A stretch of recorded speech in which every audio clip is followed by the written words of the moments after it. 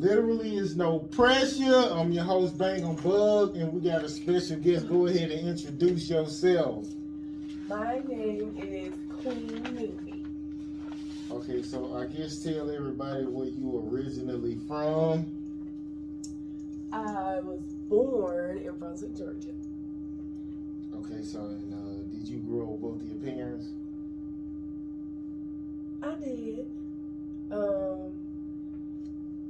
But I had three parents.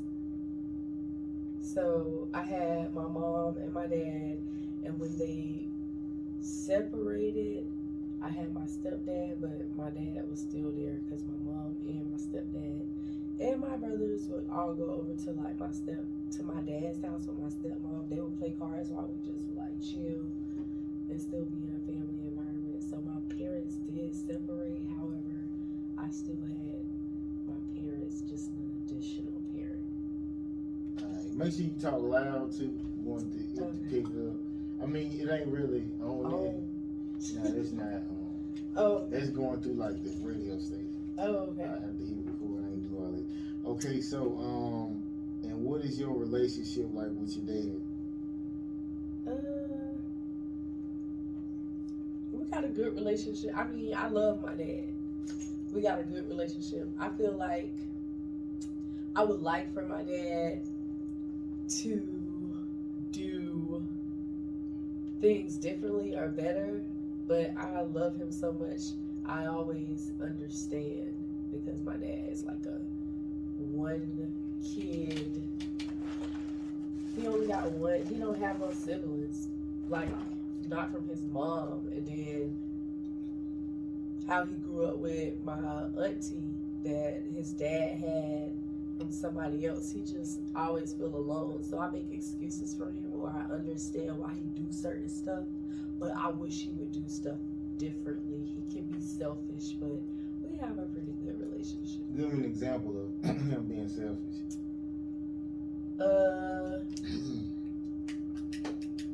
Because he feel like it's just him. He never was able to grow up with like siblings like me, because I'm like one of six. He don't really know how to share, or he don't really know how to be thoughtful of others. The only thing he can think about is survival. The only thing he can, like when he make his decisions, I feel like even with his kids, sometimes he make it from the standpoint of him being in the world by himself because he feel alone and not thinking of being there for us, so we don't have to be in the world alone or by ourselves. I don't know, but that's just the program that he got, and I just have to overlook it because I'm grown now. Okay, so give me a traumatic experience you had as a child.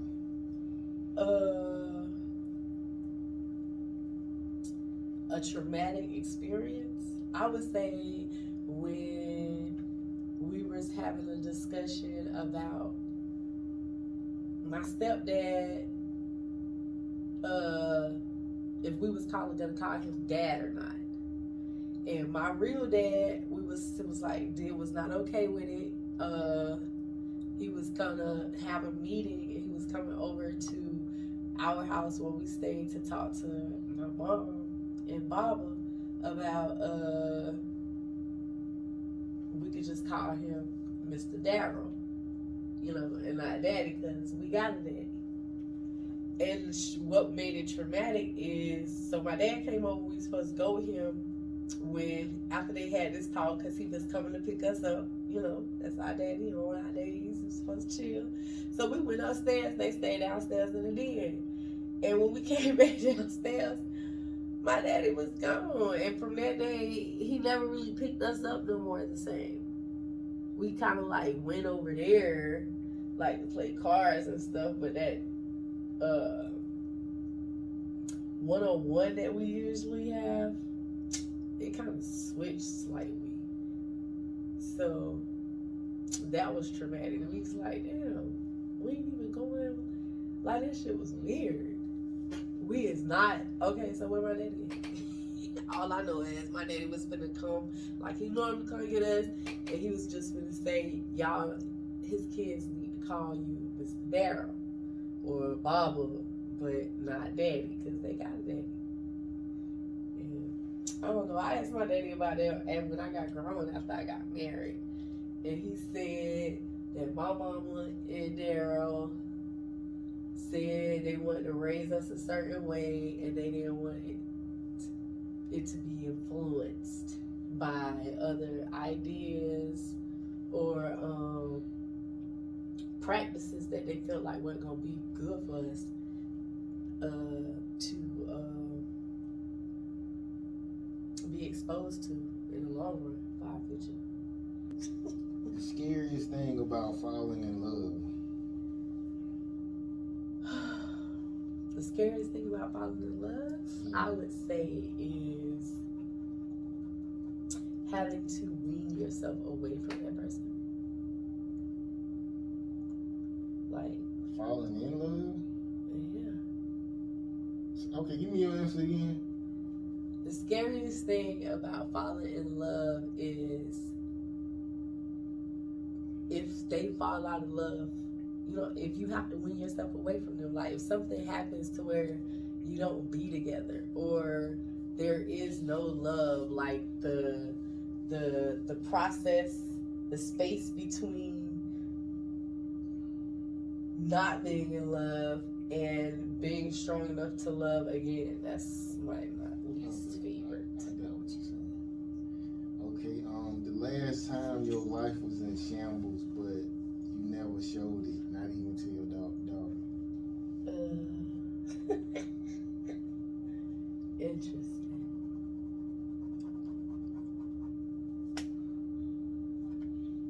Your life can always be in shambles and you not show it, especially if you're in transition and you haven't achieved your master goal. You just have peace in the midst of chaos. So you just don't, you just focus on things that aren't shambled, I guess. When was the last time? Hell, I could say right now. Your life in shambles? I mean, it's to say shambles. I've never experienced that. But to say... It's like disorder. But to say, I mean, my life is definitely not where it's going to be. Not where... It's not my favorite place. And it's not where I would want it. Where I know it's going to be in the end result. So no, like, I haven't won a Grammy yet. You know what I'm saying? Like, my multi-million-dollar assets from my multi-million-dollar profiting recording albums. I haven't started receiving it, so that could technically, for me, be in shambles. I'm not doing world tours like how I know I'm going to be doing in the end. So for me, yeah, but I'm just like, and nobody knows that bothers me every day, like, or I'm not rehearsing with my band, 3 times to 4 times a week so we can be booking Essence gigs and stuff like that. So to me right now, yeah, this could be shambles because where I want to be is so much greater. Okay. How long does it take for a guy to get in good with you to the point where you like, I'm going out of my way for him? It depends on the guy, his energy. It really just depends on him. How comfortable and how secure he makes me feel. So it really just depends on him. Okay. Something that is minor to other people but is major to you. Leaving stuff out, or saying you're gonna say something, and just because I maybe didn't hear you the first time, or if I'm like, what you said again, ask you to repeat it, and because I don't know, maybe my nostrils are flared, or something about me make you think you're gonna say the wrong answer and you say never mind. I don't like that, because people be reading people's body language wrong. Like, you should never be able to say never mind. You already broke my attention. Now you have my undivided attention. You think you can say never mind? No. That used to bother me, but when people do it now, I just be like, okay. Like, it don't bother me now when people like, oh, never mind. I was like, all right, bro. So, yeah. I wonder, would this be ghetto if I eat this right here? I mean, you are ghetto. I really am. I'm not ghetto, but I love... I don't even think you could say that word. You could say the inner city cultural vibes. Ghetto. Okay, so is having a tough life a good excuse for being like a toxic person? No.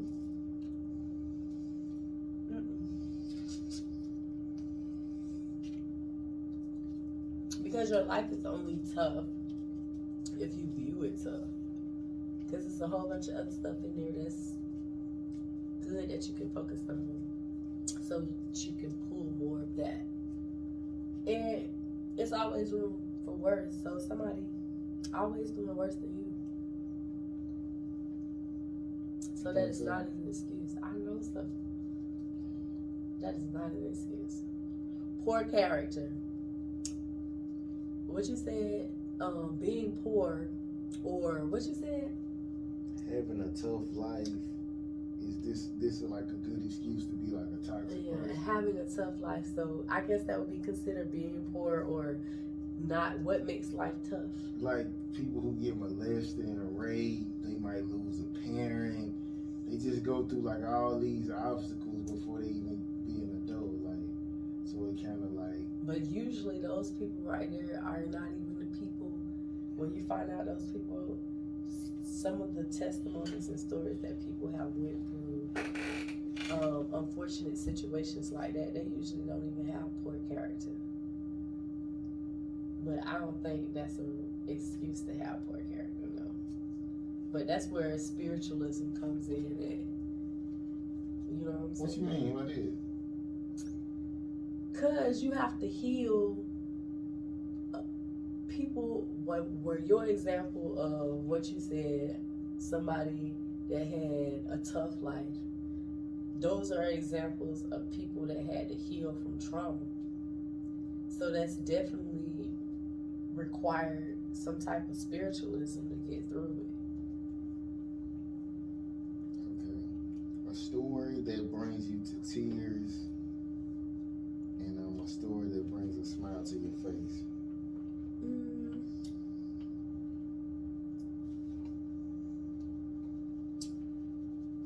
My grandma right now, because when I was cleaning up my living room yesterday, I went up into her little area where I have my ancestors. And I saw her obituary, and I just hold it to my heart and thought about all the experiences that I was able to share with her while she was here. And it just made me cry, and it made me happy. I was crying and laughing at the same time. And I was just so appreciative and so grateful for my mom, because if it wasn't for her and how she instilled certain values in me, I wouldn't even been able to feel or be in tune to listen to my spiritual being telling me to reach out to my grandma more. Like a year before my grandma even transitioned, I was going to her house, because I stayed up here, but she stayed in Ashburn. I was going to her house, and I go buy groceries, and I cook like meals. While I'm there, I cook the breakfast, lunch, and dinner. And everything that her and my granddaddy like. And before I leave, I have meals like stored in pans in the refrigerator, so they don't have to cook for days. At least 2 weeks. But knowing them, because they little old people, and probably last stuff be still in the freezer. And just go love on them. And so when I miss her now, like, and I go over there and meditate like yesterday. I was just crying, but then I started laughing. I was giggling. I was just so full of joy, and it just changed my whole mood. Like, I was inspired. I couldn't be down about anything that was going on in my life because I was just so grateful. Like, I was just so happy. I don't know why I started talking about it, but he was like the question about joy and sad at the same time. But yeah, definitely right now my grandma. Okay, that's what's up. Okay, yeah, I had to tell somebody, a lot of guys can't recover from, like, you telling them you love them, then you be like, I can't fuck with you no more. So what's the hardest relationship, like, it was the hardest to get away from? The hardest relationship to get away from? That's interesting.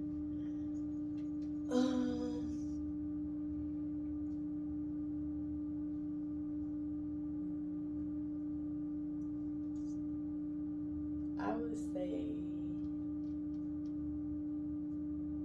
the relationship right before I got married. Like, yeah. And what was so hard about getting away? I guess because I was young and it was my most longest relationship, and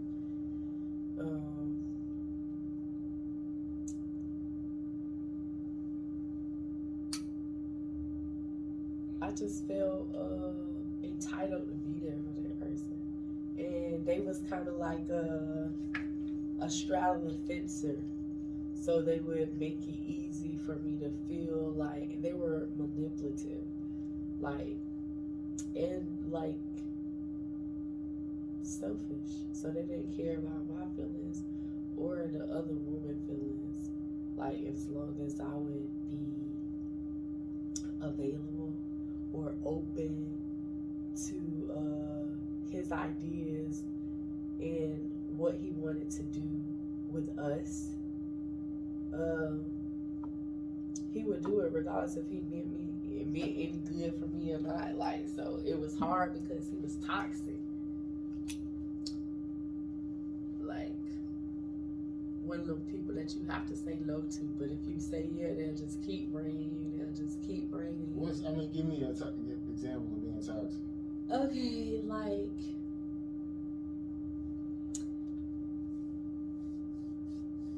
for one, he was always in and out of jail. Two, if, like, he's the type, he would, like, okay, the weirdest thing that he ever did was remarry his ex-wife, but while we together. And then think I'm supposed to be with you. Like, and then when I try to move on, you'll chase me throughout the city like I just belong to you, but you just married. You remarried your ex-wife. So where do I fit in at that? So he was supposed to live with you, or he was supposed to live with the woman he remarried? I mean,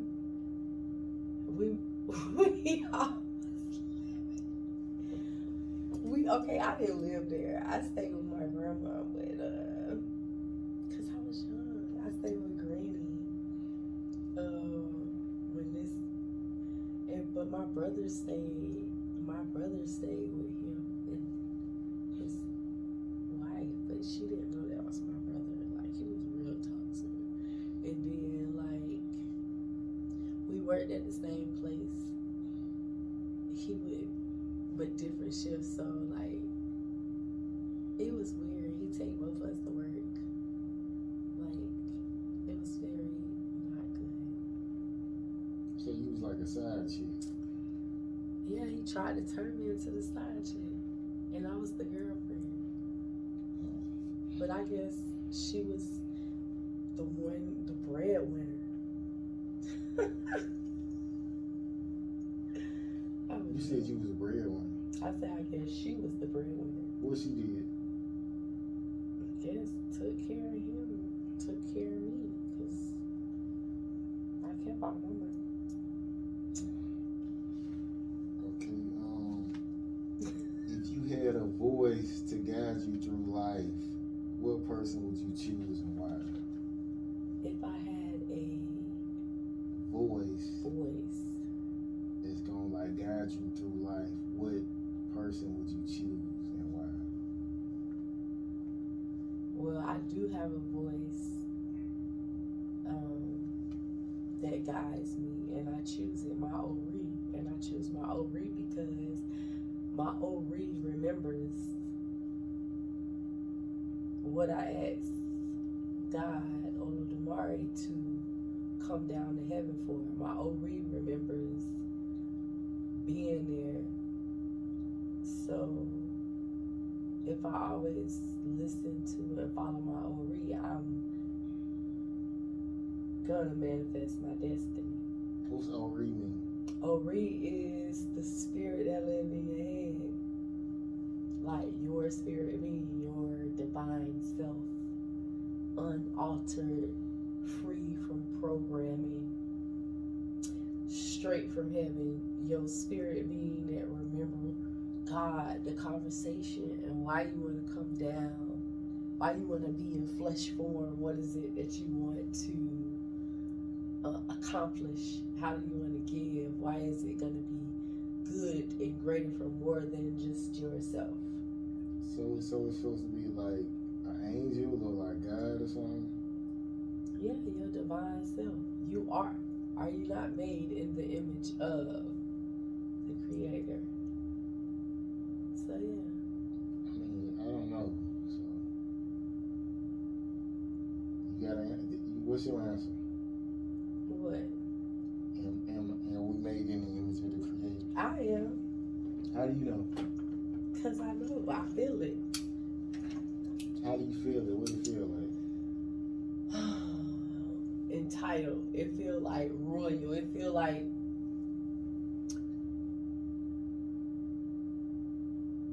it's wild and free. It's like a bloodline magic. I can't explain it, but you just feel it. It's like communication through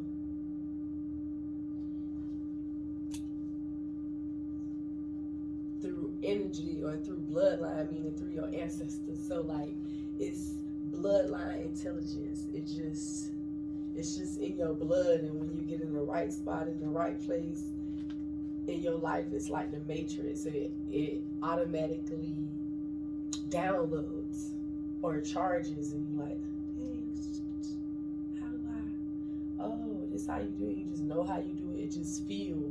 Or when you meet a person you think you ain't never met before, but when you just feel them, you just know, and then it be like a time portal when you go back to the feeling or go back to that smell or go back to whatever it is that triggers something in you, a type of communication, whether it's words, vision, picture, feel, or just knowing.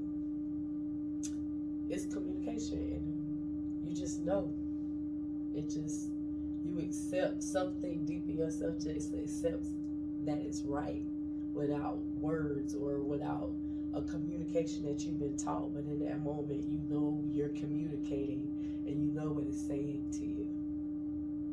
And when the last time you communicated with somebody like on that level?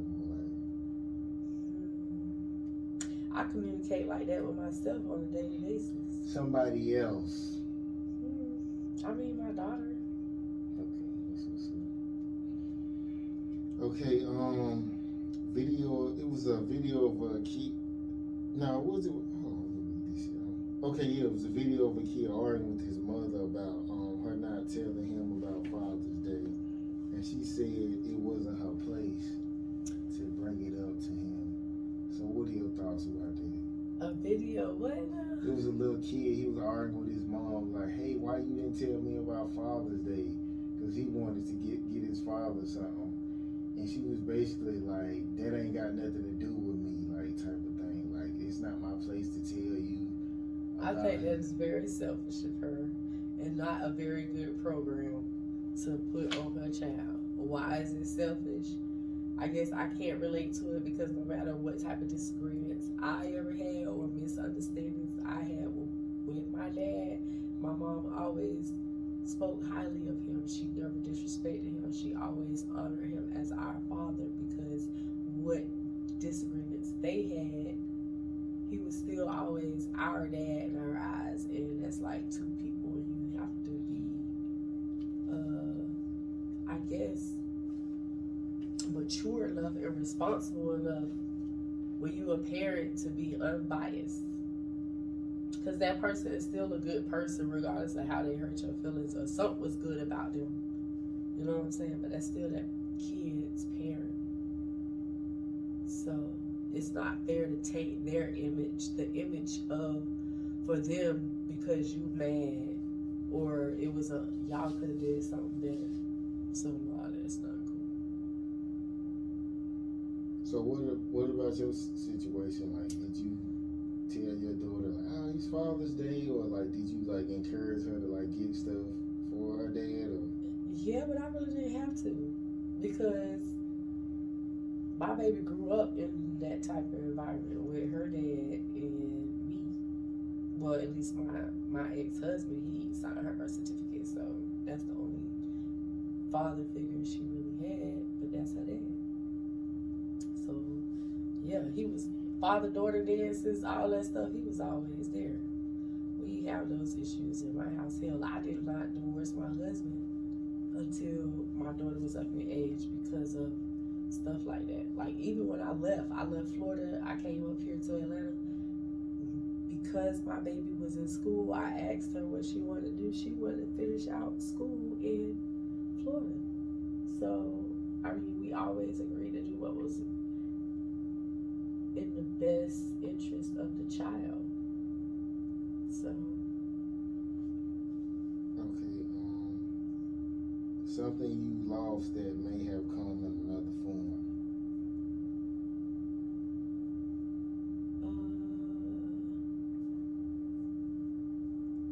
Something I lost.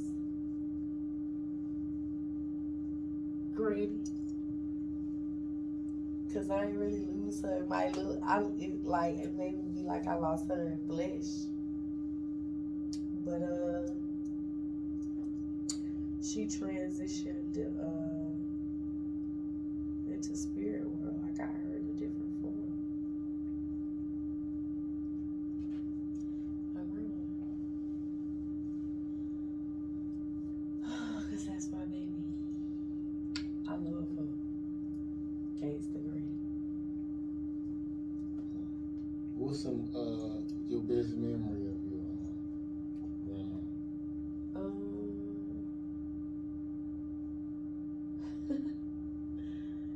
All of them. It ain't little best memory. Give me one of a good one that you remember.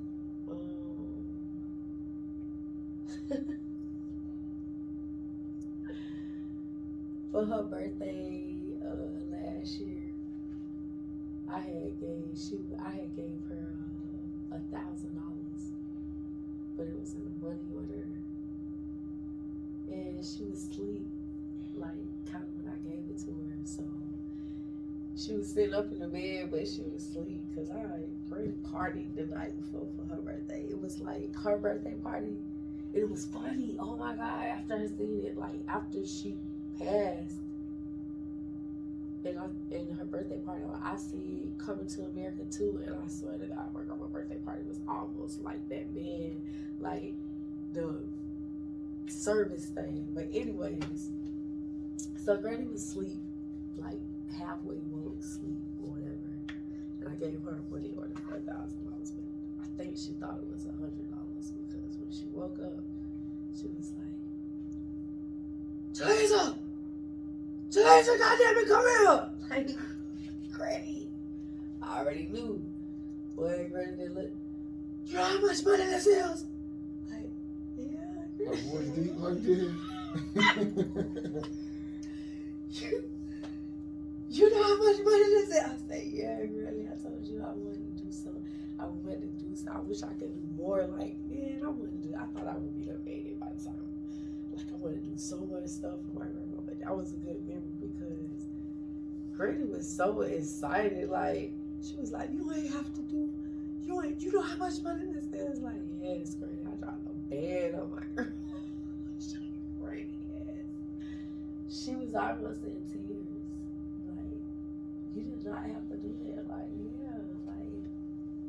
So to hear how she called, like when I was sitting outside and hear her scream, how she was screaming my name, like this girl that lost her damn mind, she didn't get it. Yeah. That was a good memory. But all the memories good. Hell, you know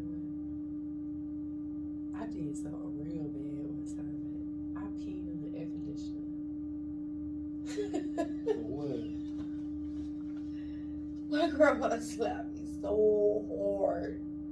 Her hand was in the side of my face for like 5 hours. Like her head print. My mama came home for it. She was like, what happened to you? Have she still seen it? It was still sitting there, Granny handprint. You know how you web up. But I know I shouldn't have peed in it. Me and my cousin room, we had like the air conditioner. I was little too, like we had the air conditioner. I was still in kindergarten. What? Kindergarten, probably first grade. First grade. Where did you get that from? Like, what made you do that? Because we was on punishment, and I think my cousin Jackie might have did something. And where we couldn't go out the room, and maybe Jackie was hogging at the bathroom or something. I had to pee real bad, or maybe the lights was out. I don't really remember how I ended because I was little, and I used to have bad dreams, so it could have been something like that. But I peed in the air conditioner, poured a whole bunch of perfume in there, and we was doing spring cleaning. Granny cut the air conditioner on, and she was like, "Why that? Like he's smelling piss." Like he's smelling piss. And Granny, she asked me and I told her, she was like, why the hell you ain't go to the bathroom? And I think I said, because I was on punishment. And she slapped the shit out of my ass. Because I ain't had no business being in. And I ain't have and that wasn't even no good enough reason. So I'm like, because I was on punishment. Because you're on punishment, you can't go to the bathroom. Like punishment to where like you can't leave out your room? Yeah, they used to always my grandma and my granddaddy. So my granddaddy put us on punishment. When he leave, Granny let us come out the room. And when Granny put us on punishment and go to work, Granddaddy let us come out the room. So how did they clean it or get rid of the smell? I don't even remember. They just let it blow. I don't even remember. My mom was so mad at my grandma for hitting me that hard. Your mama didn't care that what you did. She just like. I mean, she knew I shouldn't have did that, but my mama was thinking about how long ago I had been slapped and that handprint was still in the side of my face.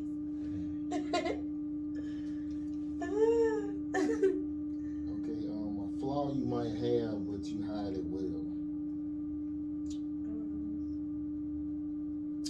I don't try to hide nothing. I try to be very comfortable.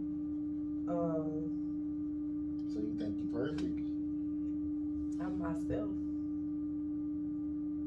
But I'm not trying to hide anything. I'm not trying to be uncomfortable for anyone. I want to be myself. And it's up to you to make the decision if you want to be around me or not, or if I make you comfortable enough to be around me. But the world is big enough for everybody to have their own space. So I ain't hiding nothing. Because what if I forget to hide it one day? I ain't got time to be explaining why you feel like I'm acting weird. So you perfect, okay? That's what's up. Okay, something you've done in the dark that has come to the light. Or that may come to the light. Having sex. What you mean? Because I had a baby. Oh, you tried to hide it? No, I'm just saying. You say something that's done in the dark that come to light. People have sex then. I mean, besides that, right? I don't know. I just told you I'm an open book. Like, I don't hide stuff. It's hard. I live too freely. That's why I don't let too many people come to my house, because I like to leave money around. Like, I want an Uncle Scrooge room, like a dungeon with all the rubies and coins and stuff around. I don't want to have to be hiding stuff or moving stuff, so ain't nothing in the dark. That's too hard. What if you forget one day I don't live my life like that. I tried that one time, I think, with my ex-husband, because I was young, and it just taught me to just be your regular self. So that way you'll never have to be uncomfortable, because you ain't deceived nobody or nothing. You chose this road, and I'm gonna keep going this way. What did you hide? I wouldn't say I hid anything. I just made adjustments to make him comfortable or make other people comfortable, or downplayed myself, you know what I'm saying? Ear hustle to how people may feel like they want you to be, and then make adjustments to yourself without people. So I make adjustments to yourself without people knowing before it get there. That's too much. I'm not altering me. If I alter me, it's because I want to heal me. I want to offer something good to myself, but it definitely won't be for those purposes. So what was the adjustment that you tried to do? A lot of shit with my family, how I live my life, how I think, how I move, my whole self, everything about me. And the best and worst decision you made in life? I don't think there's no best or worst decision, because it's trial and error. You just learn how to make better decisions. What's a good decision you made in life? To trust and believe in myself. To not alter myself because of other people's perceptions. Only change for the better and make adjustments because of healing purposes. Because people can offer better views of you. People can help you see stuff that you can't see about yourself, and that's good. That's okay. It's okay to accept healing, but it is not okay to accept abuse. So you just gotta be able to know the difference. Why are you doing that? I'm just following your face. Because I'm trying to make sure I answer it the right way. Like, honestly, and word it to where what I'm feeling in my spirit and seeing in my head matches. So you'll be able to comprehend, or the people that's watching will be able to comprehend.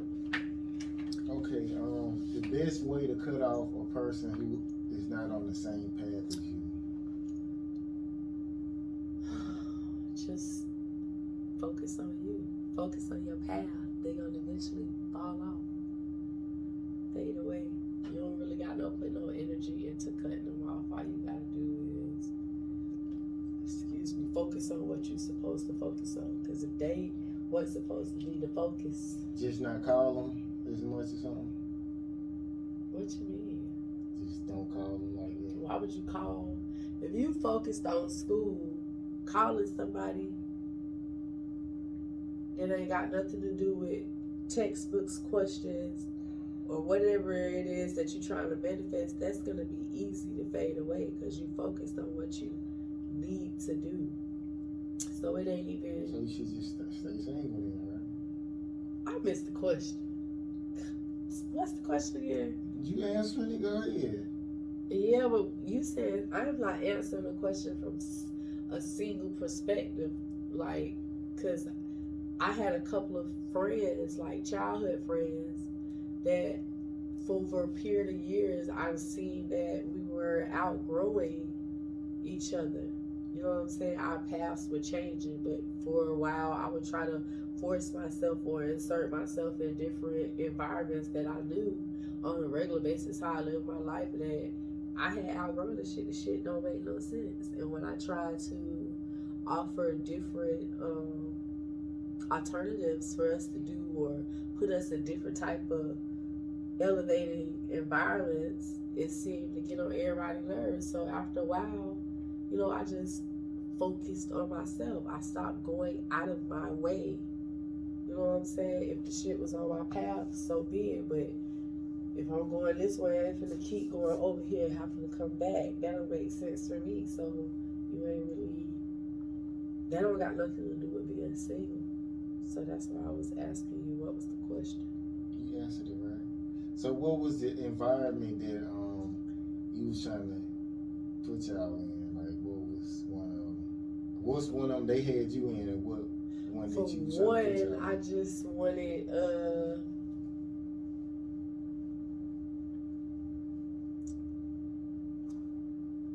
a different thinking environment for me, because you can't go nowhere physically if you don't think better. So to them was to offer them different ways to think about themselves, think about where they at, think about where they going, think about how they raising their kids, thinking about the type of men they entertaining. That for me, it was to offer them different ways to think so that they can even begin to manifest physically different things.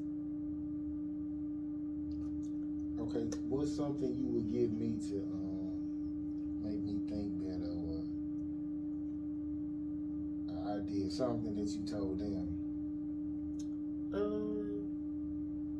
This was so long ago, because I probably wouldn't be able to give you word for word what I told them, because what for them was for them. But for you, what I would tell you to help you think better.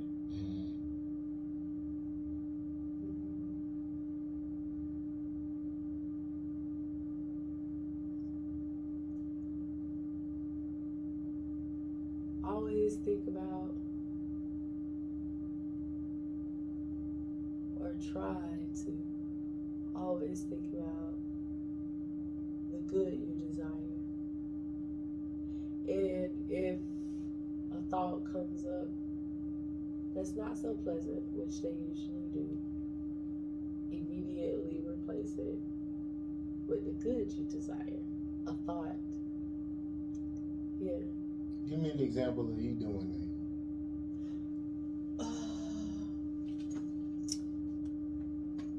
Of me replacing a bad thought with a good thought.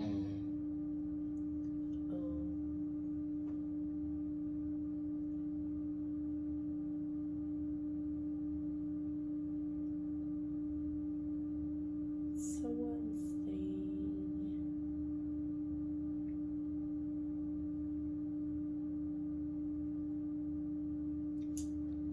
I don't know. That's why this gonna happen.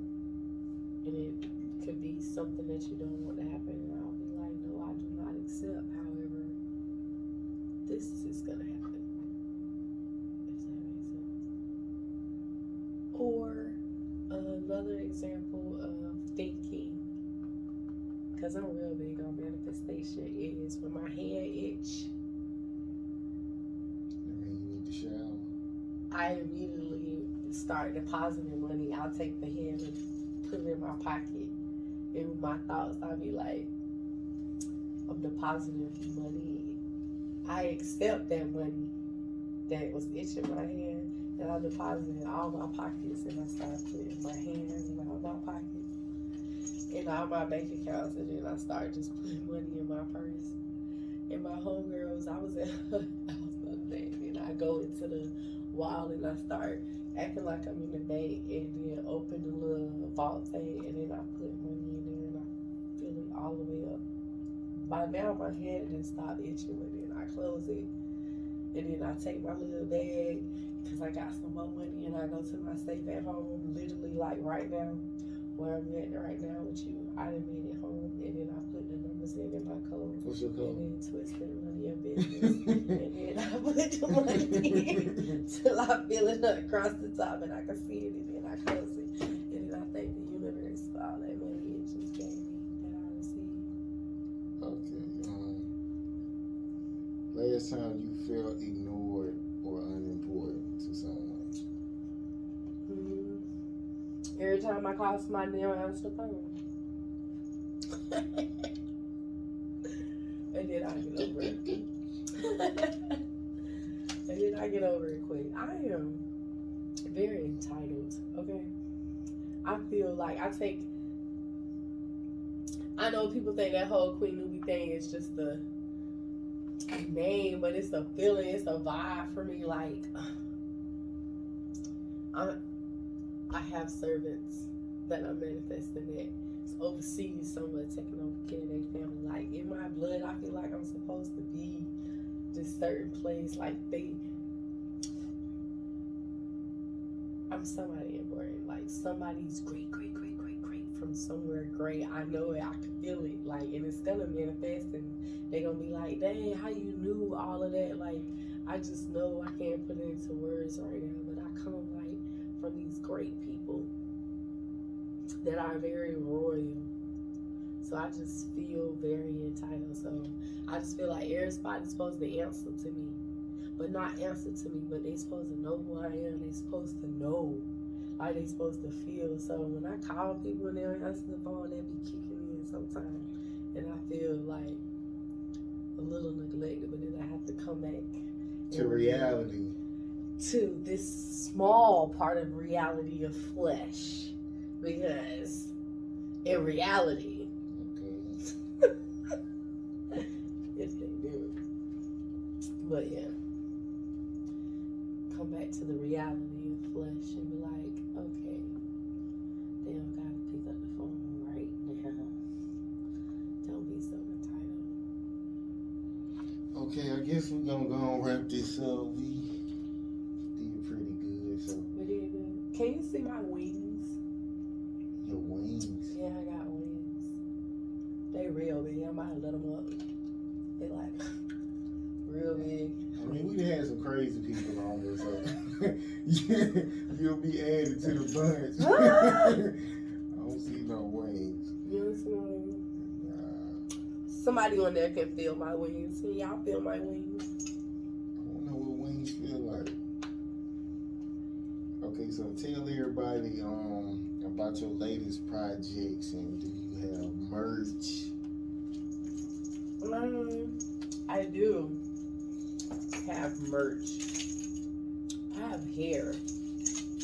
So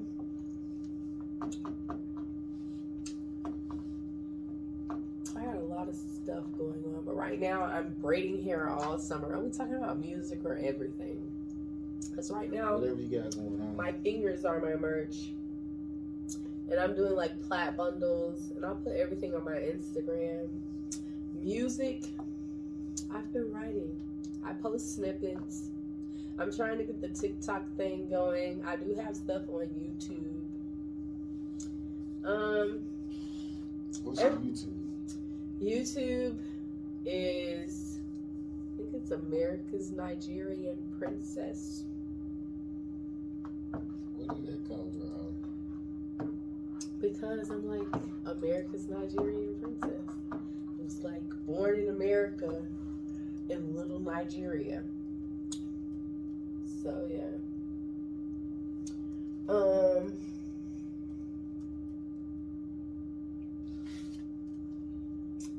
What else do I have to say? So just follow my Instagram. My Instagram is JAHLI_NUBI. And that's where you can kind of get everything. That's what was the shambles question? Yeah, my Instagram page is in shambles. I'm trying to get it together. So I've been switching the hair stuff from the music stuff because I am a songstress. However, I'm an entrepreneur. I'm a businesswoman. I've been pretty much wild and free all my life. That's one of the other things that I promote wild and freeism. And before I leave, I might as well should tell y'all what it is, so you don't have to ask, and you'll get a better understanding of it. So wild and free, like to live off the land or whatever and provide for self, not really clocking in too much, but if you do, it's okay, but clock in with a purpose, because the goal is to be to govern self, but first and foremost spiritually. So my motto: wild and free, QweenNuBi, together forever. Yay. To consciously operate in one's unaltered natural spiritual royal state. Okay, protected by the righteous royal bloodline covenant, that which compels the world to obey. Okay, with no option to override such protection under any circumstances. This which allows the descendant to freely, consciously state one is aware of full ownership and is operating in complete control over one's spiritual reverences and spiritual royalties, and can do so freely without prejudice, with no deadlines nor expiration dates, as this covenant is intertwined with time, established by the heavens. So as time flows, so shall protection be. So you see, now and forever I am wild and free. So that's wild and free, like to always be able to govern yourself spiritually, physically, like mentally, emotionally, and be aware that you can take yourself back at any time you allow yourself to be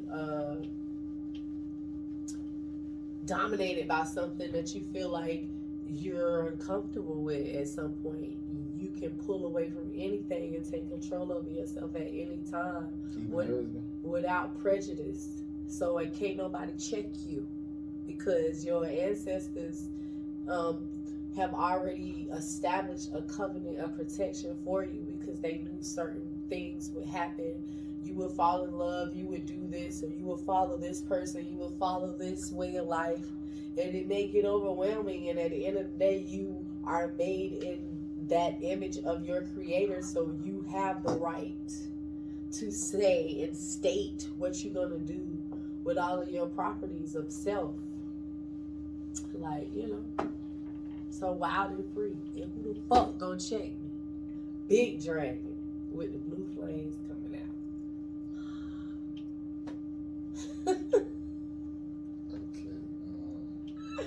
Okay. So yeah, follow me on Instagram, JAHLI_NUBI. We're gonna get the QweenNuBi brand up and rolling. It's in shambles, but we're working on it, and y'all didn't even know that. And that's what he said. A time in your life where everything was in shambles, and then now y'all know because he asked me. But we're working on it, so I make shambles look good.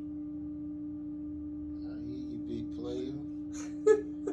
Okay, I guess that's it, man. Literally, it's no pressure. I done wrapped up the last interview at 3:40. Right. And we out, man, and we gonna see y'all next week. All right.